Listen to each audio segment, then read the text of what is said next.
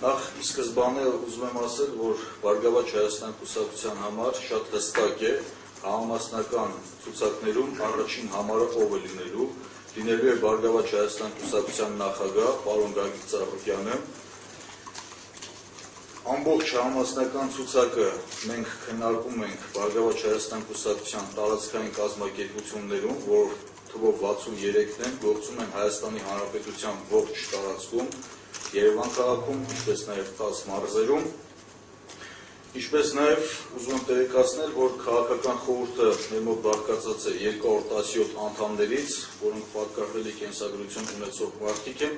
եւ որպես այդպիսին մասնագետների եւ կադրային խնդիր Բարգավաճ Հայաստան կուսակցությունը չի տեսնում, բայց համալրելով նոր փորձառու մարդկանցով կարևորում ենք այս գործընթացը, որոնք նպաստ կբերեն ոչ միայն կուսակցության գործունեությանը, այլ նաեւ Հայաստանի Հանրապետության գործունեությանը։ Քանի որ մի փոքր